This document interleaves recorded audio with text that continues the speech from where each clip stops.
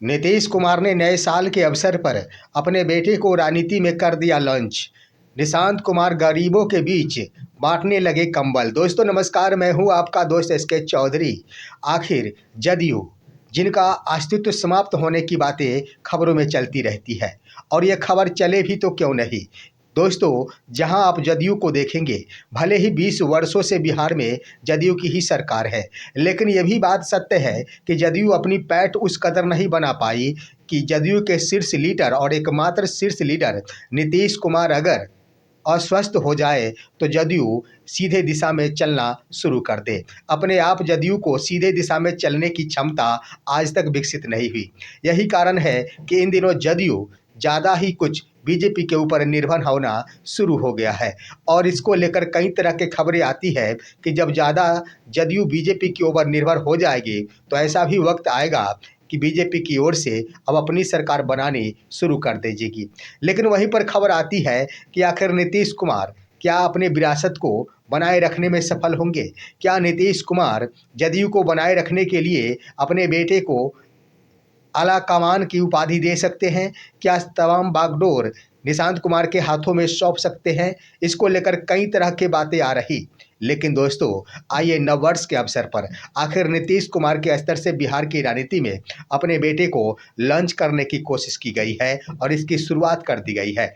आखिर क्या कुछ परिणाम निकल कर आएगा, इसे भी भांपा जा रहा है मुख्यमंत्री श्री नीतीश कुमार की ओर से। आइए आज के इस वीडियो में हम इस पर संक्षिप्त में चर्चा करते हैं, लेकिन इससे पहले अगर आपने अभी तक हमारे इस चैनल शौर्या हिंदी न्यूज़ को सब्सक्राइब नहीं किए होंगे तो कृपया अभी सब्सक्राइब कर लेंगे।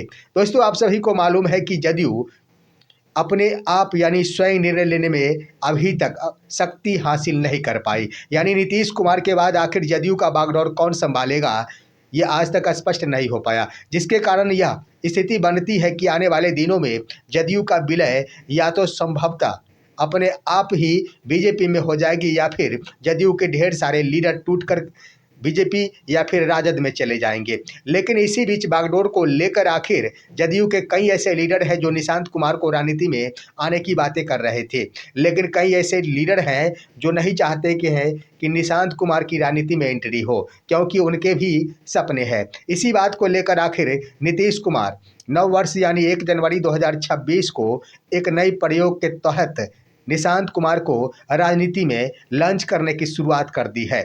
दोस्तों, मैं बता देना चाहूँगा कि नीतीश कुमार के पास आखिर विकल्प क्या? तो विकल्प के क्रम में यही हो सकता है कि सबसे पहले जो प्रमुख है वो है कि नीतीश कुमार खुद को रहते हुए ही निशांत कुमार को लॉन्च कर दे और आने वाले दिनों में निशांत कुमार को जदयू का बागडोर उनके हाथों में सौंप दे। लेकिन यह बड़ा जोखिम भरा हो सकता है, क्योंकि जदयू के ढेर सारे लीडर इससे नाखुश होंगे जिनके अपने सपने हैं।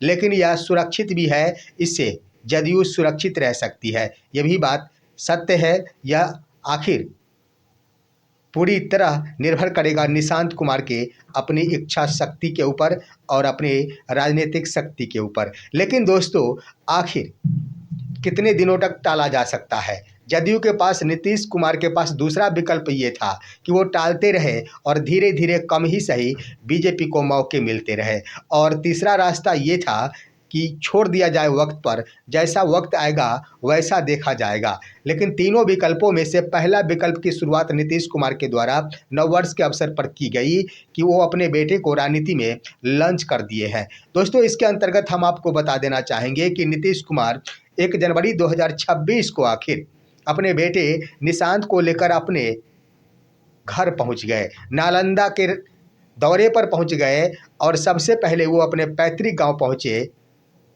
वहां जाकर नीतीश कुमार कल्याण बिगहा गांव, जो उनका पैतृक गांव है, वहां जाकर अपनी मां परमेश्वरी देवी के प्रतिमा पर माल्यार्पण किए।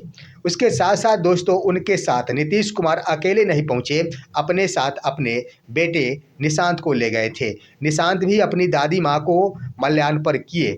लेकिन सवाल बनता है कि क्या सिर्फ माल्यार्पण कर देने से राजनीतिक लॉन्च हो जाएगी? क्या नहीं दोस्तों, वास्तव में कह दिया जाए तो राजनीतिक रूप से लॉन्चिंग की यह प्रक्रिया की शुरुआत की गई नीतीश कुमार की ओर से।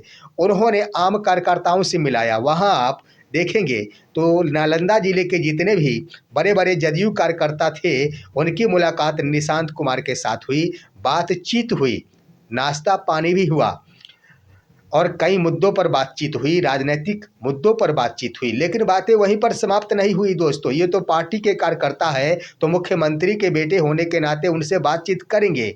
लेकिन बड़ी बात ये है कि आम कार्यकर्ताओं से बातचीत करने के लिए मुख्यमंत्री के द्वारा निशांत को आगे बढ़ाया गया। यहाँ पर निशांत को खुले रूप में छोड़ा गया कि वो जदयू कार्यकर्ता के साथ बातचीत करे और विचार विमर्श करे। और इतना ही नहीं, उनके बाद जब कार्यकर्ताओं से बातचीत हो गई, उसके बाद आम जो नागरिक थे, वहाँ के रहने वाले आम नागरिक, उनसे भी रूबरू हुए निशांत कुमार, उनसे भी बातचीत हुई। और इतना ही नहीं, बातचीत के क्रम में ढेर सारे गरीब परिवारों ने आखिर अपनी समस्याएं भी रखी कि हमारे साथ क्या समस्या है, हमारे गांव में कौन सी समस्या, हमारे ब्लॉक, हमारे प्रखंड में कौन कौन सी समस्याएं हैं। तमाम प्रकार की समस्याओं से अवगत कराया गया निशांत को। लेकिन वहाँ पर देखेंगे निशांत कुमार भी एक मजे हुए राजनीतिज्ञ की तरह बैठे हुए थे और तमाम बातों को गंभीरतापूर्वक सुन रहे थे। और सुनकर आम महिलाओं ने जब अपनी समस्याएं बताई, तो उनकी समस्याओं को गौरपूर्वक सुनते हुए उन्होंने कहा कि अच्छा ठीक है, देखते हैं, मैं ये काम बहुत जल्द करवाऊंगा। यानी कहने का अर्थ ये है, अभी तक देखेंगे तो निशांत आखिर राजनीति में अपना कदम भी नहीं बढ़ाए। राजनीति में कदम बढ़ाना तो दूर की बात है, कभी मंच पर सवार होकर वो अधिकतम अगर बोले हैं तो अपने पिता के समर्थन में वोट देने की अपील की है। लेकिन किसी भी पदाधिकारी से कोई आम नागरिकों की समस्याओं के समाधान संबंधी आज तक कदम नहीं उठाया गया। लेकिन आज नालंदा जिले में उन्होंने स्पष्ट रूप से वहां के गरीब महिलाओं को कह दिया कि आपके काम को मैं देखता हूं, बहुत जल्द इन समस्या का मैं समाधान करा दूंगा। और दोस्तों, यहाँ पर मजे हुए खिलाड़ी, राजनीतिक खिलाड़ी के रूप में पेश आ रहे थे निशांत कुमार। तो बातें वहीं पर समाप्त नहीं हुई दोस्तों, निशांत आगे भी बढ़े और सबसे बड़ी बात ये रही कि आम जनता के बीच जाकर वो कंबल बांटना शुरू कर दिए। गरीब महिलाओं को, गरीब पुरुषों को उन्होंने कंबल दिए। यानी कहने का अर्थ ये है कि नव वर्ष के अवसर पर उन्होंने तोहफा के रूप में कंबल दिए। यही तो है आखिर राजनीतिक रूप से निशांत का लॉन्चिंग की यह प्रक्रिया। बातें वहीं पर समाप्त नहीं हुई दोस्तों। ऐसी बात नहीं कि निशांत कुमार सिर्फ पैतृक गांव गए और अपने दादी माँ का माल्यार्पण करने के पश्चात पटना वापस लौट आएंगे। वहां जाने के बाद वो सर्किट हाउस भी पहुंचे। वहां अपने पिताजी के साथ सर्किट हाउस पहुंचने के बाद ढेर सारे जदयू कार्यकर्ताओं से मुलाकात हुई वहां पर। और मुलाकात के क्रम में बातचीत भी हुई, कई बातों पर बातचीत और मंथन हुई। उसके बाद आप देख रहे होंगे तस्वीर में कि वहाँ एक साथ नीतीश कुमार और निशांत कुमार नाश्ता करते भी नजर आ रहे हैं। तो मुख्य रूप से कह दिया जाए तो निशांत की लॉन्चिंग की प्रक्रिया हो गई है और निशांत कुमार के द्वारा सबसे पहले अगर इसकी शुरुआत तो अपने पैतृक गांव से शुरुआत की गई है। यह एक अच्छा पेशकश है और ये दृश्य दिख रहा है कि निशांत कुमार के द्वारा इसकी शुरुआत नालंदा जिले से अपने पैतृक गांव की ओर से की गई है। अब यहाँ पर यह प्रक्रिया करने के पश्चात निशांत के लिए आखिर नीतीश कुमार यह देखना चाहते हैं कि आम जो हमारे पुराने कार्यकर्ता हैं उनके तरफ से क्या प्रतिक्रियाएं आ रही है, क्योंकि उन्होंने लॉन्चिंग की प्रक्रिया की शुरुआत कर दी है। जो इससे नाखुश होंगे उनका दृश्य आखिर दिख जाएगा कि वो नाखुश है या फिर उनके लॉन्चिंग के आधार पर प्रसन्नता जाहिर कर रहे हैं। इसी को आजमाने के लिए आखिर धीरे धीरे ही सही, लेकिन निशांत कुमार की लॉन्चिंग की प्रक्रिया 1 जनवरी 2026 से प्रारंभ हो गई है। इस पर आप क्या कहेंगे? अपनी राय कमेंट के माध्यम से दीजिए। हमारे इस वीडियो को ज़्यादा से ज़्यादा लाइक कीजिए और आप दीजिए अपने दोस्त को इजाज़त। हम फिर मिलेंगे आपसे अगले वीडियो में। तब तक के लिए नमस्कार।